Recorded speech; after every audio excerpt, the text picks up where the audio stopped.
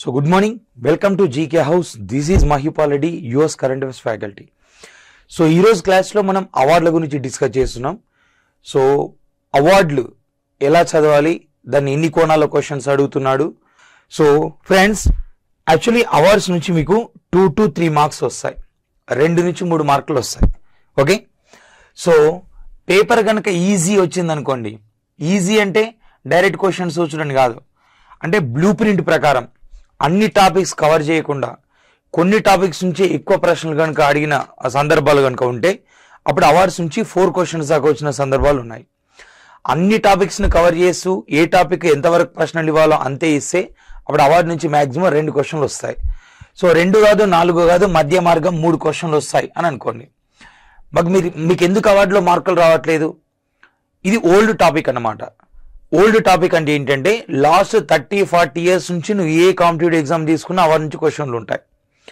అన్ని సంవత్సరాల నుంచి క్వశ్చన్స్ వస్తున్న టాపిక్ కాబట్టి సహజంగానే మార్కెట్లో మెటీరియల్ ఎక్కువ ఉంటుంది దీని మీద. మరి ఎందుకు మీకు మార్కులు రావట్లేదు? మెటీరియల్ ఉన్నది, అన్నీ అన్నా ఎందుకు మార్కులు రావట్లేదు అంటే so lack of scientific approach. మీరు అవార్డు అనగానే ఏం చేస్తారు? గ్రహీత పేరు చెప్తారు. సపోజ్ నేను దాదా సాహెబ్ ఫాల్కే అన్నాను అనుకోండి, మీరు వహీదా రెహమాన్ అంటారు. నేను అడగలేదు కదా ఎవరికి వచ్చిందని. మీరు పేపర్ చదివేటప్పుడు కూడా అవార్డు అని హెడ్డింగ్ అనిపించగానే కింద ఫోటో చూస్తారు ఎవరికి వచ్చిందబ్బా అని. సో ఇదొకటే లోపం తప్ప సబ్జెక్ట్ లేకపోవడం అంటూ కాదు. సో అంటే అవార్డులలో మీకు 3 క్వశ్చన్లకు 3 క్వశ్చన్లు రావాలంటే మీరు దీన్ని ఎన్ని కోణాల్లో చదవాలంటే 4 కోణాల్లో చదవాలి. So you should concentrate in 4 angles. So first one ఏంటంటే పర్పస్.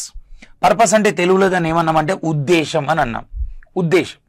సో సో ఇప్పుడు దీని నుంచి ఎలాంటి క్వశ్చన్లు అడిగాడో చూడండి ఒకసారి. ఫర్ ఎగ్జాంపుల్ 2008 డిఎస్సి అబెల్ బహుమతి ఏ రంగంలో ఇస్తారు? అబెల్ బహుమతి ఏ రంగంలో ఇస్తారు? Okay, next 2013 VRO Oscar award ఏ రంగంలో ఇస్తారు?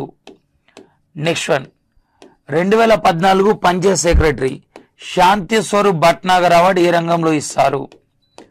Next one 2015 intelligence bureau Shanti Swarup Bhatnagar award ఏ రంగంలో ఇస్తారు? Next 2018 Telangana state eligibility test so Pulitzer award ఏ రంగంలో ఇస్తారు? పులిట్జర్ అవార్డు ఏ రంగంలో ఇస్తారు?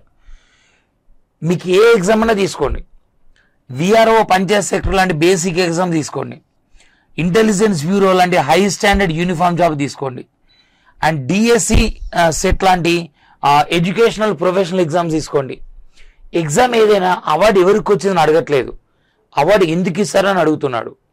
అందుకని ఒక అవార్డు చదివే ముందు ఫస్ట్ అసలు ఎందుకు ఇస్తారు కాన్సన్ట్రేషన్ చేయాలి. అంటే మీరు ప్రతి అవార్డు కింద ఇది పలానా రంగంలో ఇస్తారు అని రాసుకోవాల్సిన అవసరం లేదు.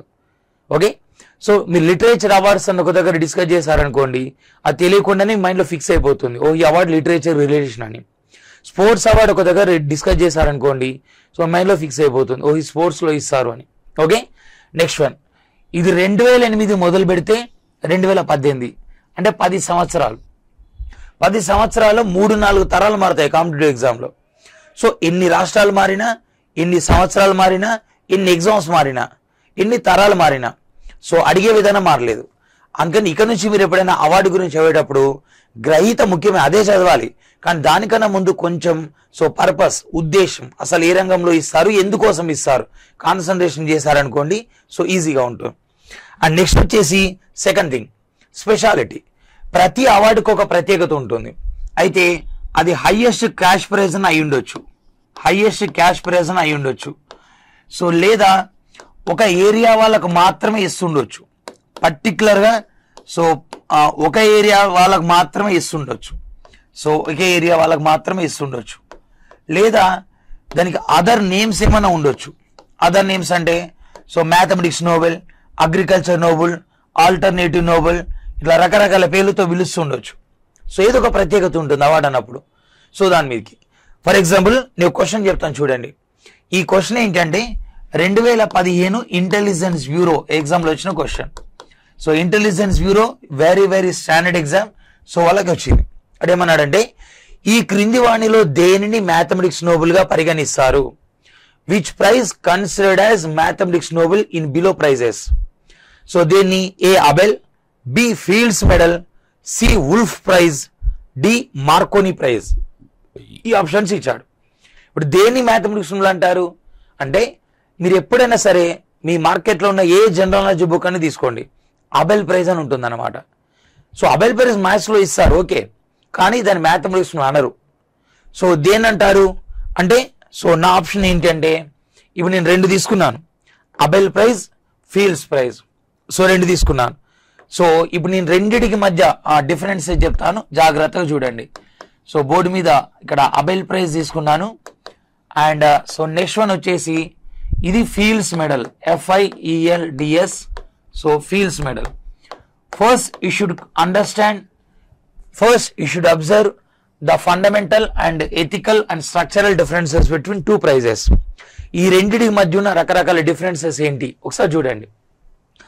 Abel prize introduced in 2001 but first announced in the year of 2003.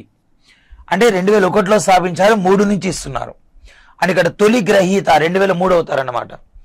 అదే Fields medal introduced and announced in the year of 1936, 1936 నుంచి ఇస్తున్నారు. Abel prize introduce in the memory of a famous mathematician of Norway, Niels Henrik Abel. నార్వేకు చెందిన Niels Henrik Abel అని ఒక వ్యక్తి జ్ఞాపకార్థం ఇస్తున్నారు. భారత్లో చిన్న వయసులోనే మరణించిన శ్రీనివాస రామానుజం లాగా సో నార్వేకు చెందిన ఒక యంగెస్ట్ సైంటిస్ట్ చనిపోయాడు, ఆయన పేరుతో అవార్డు పెట్టారు. అదే ఫీల్డ్స్ మెడల్ వచ్చేసి కెనడాకు చెందినటువంటి సర్ జాన్ ఫీల్డ్స్ అని ఒక వ్యక్తి జ్ఞాపకార్థం ఇస్తున్నారు. సర్ జాన్ ఫీల్డ్స్ అనే వ్యక్తి జ్ఞాపకార్థం ఇస్తున్నారు. ఇక్కడ నీల్ హెన్రిక్ అబెల్ అనేవాడు సో నార్వే దేశానికి చెందినటువంటి గణిత శాస్త్రవేత్త. అదే ఇక్కడ సర్ జాన్ ఫీల్డ్స్ అనేవాడు కెనడా దేశానికి చెందిన గణిత శాస్త్రవేత్త. ఓకే, ఇతను నార్వే దేశానికి చెందిన గణిత శాస్త్రవేత్త కాబట్టి దీన్ని నార్వే ప్రభుత్వం ఎవ్రీ ఇయర్ అందజేస్తుంది, నార్వే గవర్నమెంట్ ఎవ్రీ ఇయర్ ఇస్తుంది. బట్ ఈ కెనడా వాడు కాబట్టి ఇతను కెనడా గవర్నమెంట్ ఇవ్వదు. దీన్ని ఎవరు ఇస్తారంటే ఇంటర్నేషనల్ మ్యాథమెటిక్స్ యూనియన్ వాళ్ళు ఇస్తారు. The prize announced by international mathematics union వాళ్ళు ఇస్తారు. ఇంటర్నేషనల్ మ్యాథమెటిక్స్ యూనియన్ వాళ్ళు ఇస్తారు. సో ఈ ప్రైజ్ వచ్చేసి ఎవ్రీ ఇయర్ ఇస్తారు, ఎవ్రీ ఇయర్. అండ్ ఈ ప్రైజ్ వచ్చేసి సో ఫర్ ఎవ్రీ 4 years కోసారి ఇస్తారు. ఎందుకు ఎవ్రీ 4 years కోసారి ఇస్తారంటే ఇంటర్నేషనల్ మ్యాథమెటిక్స్ యూనియన్ సమావేశం ఎవ్రీ 4 years కోసారి జరుగుతుంది కాబట్టి. ఇప్పుడు నేను చెప్పిన విభజనను బట్టి మీరు అబెల్ ప్రైజ్ ను మ్యాథమెటిక్స్ అంటారా, ఫీల్డ్స్ అంటారా? ఫీల్డ్స్ అనాలి కదా. మీరు అబెల్ ప్రైజ్ ను మ్యాథమెటిక్స్ నోబెల్ అంటారని తెలిస్తే మీకు జీకే వచ్చినట్టు, లేదు ఫీల్డ్స్ మెడల్ అంటారని తెలిస్తే మీకు జనరల్ స్టడీస్ వచ్చినట్టు. That is a light difference between general knowledge and general studies. So అవార్డుని మొత్తం 4 కోణాల్లో చదవాలన్నాను కదా, ఇప్పటిదాకా మనం 2 కోణాలు మాత్రమే పరిశీలించినాం. సో ఫస్ట్ పర్పస్ అన్నాం, తర్వాత speciality. Now we go to discuss third angle in awards, that is recipient. So recipient ని మనం తెలుగులో ఏమంటున్నాం అంటే గ్రహీత అంటున్నాం. సో అదృష్టమో దురదృష్టమో ఈ కోణం మాత్రమే బాగా చదువుతారు.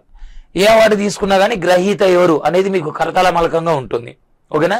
బట్ ఇక్కడ చిన్న పొరపాటు ఏంటంటే మీరు అవార్డు గ్రహీత అనగానే లేటెస్ట్ గ్రహీత పేరు మాత్రమే చదువుతారు, లేటెస్ట్ గ్రహీత పేరు మాత్రమే చదువుతారు. సో లేటెస్ట్ గ్రహీత కాదు, సో ఫస్ట్ గ్రహీత ఎవరు, లేటెస్ట్ గ్రహీత ఎవరు అని చదవాలి. ఫస్ట్ గ్రహీత ఎవరు, లేటెస్ట్ గ్రహీత ఎవరు అని చదవాలి. సో ఇలాంటి క్వశ్చన్లు అడుగుతాడా? ఏదో SGT, RRB లాంటి ఎగ్జామ్స్ లో మాత్రమే అడుగుతాడు, గ్రూప్ 2, గ్రూప్ 1 లో అడగడు అని కొంతమంది అపోహ అన్నమాట. ఇప్పుడు ఒక ఇన్ఫర్మేషన్ చెప్తాను. 2016లో రామన్ మెగాసేసే అవార్డ్, 2016లో Raman Magsaysay award so Bezawada Wilson అనే వ్యక్తికి వచ్చి, బెజవాడ విల్సన్ అనే వ్యక్తికి వచ్చి. బెజవాడ విల్సన్ ఏంటంటే ఈయన పాకీ పనికి వ్యతిరేకంగా పోరాడుతూ ఒక సంస్థ స్థాపించాడు. అలా ఇతను స్థాపించిన సంస్థ ఏంటంటే సఫాయి కర్మచారి ఆందోళన్, సఫాయి కర్మచారి ఆందోళన్ అని ఒక సంస్థ స్థాపించడం జరిగింది, ఓకేనా. సో ఇప్పుడు 2016 ఏపీ ఎస్ఐ ఎగ్జామ్స్ లో క్వశ్చన్ వచ్చింది.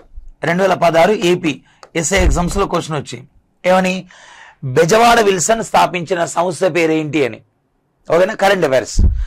అదే 2016లో ఏపీ కానిస్టేబుల్ ఎగ్జామ్స్ లో క్వశ్చన్ వచ్చింది. కానిస్టేబుల్ ఎగ్జామ్స్ లో ఏమని, 2016 రామన్ మెగాసేస్ అవార్డు పొందిన వ్యక్తి బెజవాడ విల్సన్. అయితే ఈ అవార్డు పొందిన తొలి భారతీయుడు ఎవరు, ఫస్ట్ ఇండియన్ ఎవరు, సో ఫస్ట్ ఇండియన్ ఎవరు అని క్వశ్చన్ వచ్చింది. ఫస్ట్ ఇండియన్ ఎవరు అని క్వశ్చన్ వచ్చింది. అదే కానిస్టేబుల్ వాళ్ళకేమో సో సంస్థ ఏంటి అని క్వశ్చన్ వచ్చింది. సో అంటే ఎప్పుడైనా సరే కరెంట్ అఫైర్స్ అనేది సో స్ట్రాటజీకే అనేది కరెంట్ అఫైర్స్ బేస్ చేసుకుని వస్తుంది. ఒకప్పట్లాగా కరెంట్ అఫైర్స్ అండ్ స్ట్రాటజీకే రెండు సపరేట్గా రావట్లేదు, రెండు కలిపే వస్తున్నాయి. ఓకేనా? సో అందుకని మీరు ఏది కరెంట్ అఫైర్స్ చదివినా కానీ దానికి సంబంధించిన అనలిటికల్ నాలెడ్జ్ అనేది మీ దగ్గర ఉండాలి. సో బిట్లాగా కాకుండా కొంచెం డెప్త్ అనాలిసిస్ చేసుకుంటూ చదవండి. ఎందుకంటే ఏ అభ్యర్థి అయినా అనేక పరీక్షలు రాస్తాడు కాబట్టి, సో ఈ కరెంట్ అఫైర్స్ అనేక పరీక్షలు కూడా ఒకటే కాబట్టి, సో అన్ని ఎగ్జామ్స్ కలిపి సింగిల్ ప్రిపరేషన్ మాత్రమే చేయండి. ఓకేనా?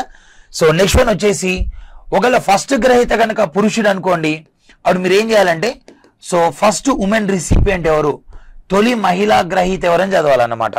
సో కరెంట్ అఫైర్స్ లో ఉన్న స్పెషాలిటీ. ఆ నెక్స్ట్ నాలుగో కోణం అనలిటికల్ స్టడీ. అనలిటికల్ స్టడీ నేను ఏమంటున్నానంటే విశ్లేషణాత్మక అధ్యయనము అంటున్నా. విశ్లేషణాత్మక అధ్యయనము. సో అనలిటికల్ స్టడీ, విశ్లేషణాత్మక అధ్యయనం. ఓకేనా? అంటే ఏంటి, మీరు కరెంట్ అఫైర్స్ లో ఏ టాపిక్ అన్నా తీసుకోండి, 3 స్టేజెస్ ఉంటాయి. ఒకటి అంతర్జాతీయ అవార్డులు ఉంటాయి, తర్వాత జాతీయ ఉంటాయి, ఆ తర్వాత ప్రాంతీయ ఉంటాయి. ఫర్ ఎగ్జాంపుల్ ఒక అంతర్జాతీయ అవార్డు కనుక చదువుతున్నావు అనుకో, ఇది ఇండియా వాళ్ళకి ఎవరికి వచ్చింది అని స్పెషల్గా చదవాలి. లేదు నువ్వు ఇండియాలోనే హైయెస్ట్ అవార్డు గురించి చదువుతున్నావు అనుకో, ఇండియాలోనే, అప్పుడు ఇది తెలుగు వాళ్ళకి ఎవరికి వచ్చింది, లేదా ఏపీ వాళ్ళైతే ఏపీ వాళ్ళకి ఎవరికి వచ్చింది, లేదా తెలంగాణ వాళ్ళైతే తెలంగాణ వాళ్ళకి ఎవరికి వచ్చింది అని చదవాలి. లేదు నువ్వు తెలుగులోనే హైయెస్ట్ అవార్డు గురించి చదువుతున్నావు అనుకో, తెలుగులోనే, అప్పుడు ఏంటంటే వాళ్ళ వ్యక్తిగత విషయాలు చదవాలన్నమాట. వ్యక్తిగత విషయాలు చదవాలి. సో వ్యక్తిగత విషయాలు అంటే ఏంటి, ఏ జిల్లా వాళ్ళు ఏ పుస్తకానికి అవార్డు వచ్చింది అండ్ ఇతర ప్రత్యేకతలు ఏంటి, సో ఇవి చదవాలన్నమాట. సో ఇలా అవార్డుని 4 కోణాల్లో చదివినట్టుంటే మీరు ఎగ్జామ్ ఏదైనప్పటికీ కూడా 100% మార్కులు సాధించే అవకాశం ఉంది. సో ఇది అవార్డులు ప్రిపేర్ అయ్యే విధానం. సో నెక్స్ట్ క్లాస్లో మరొక ఎపిసోడ్తో మనం క్లాస్ స్టార్ట్ చేద్దాం. Thank you.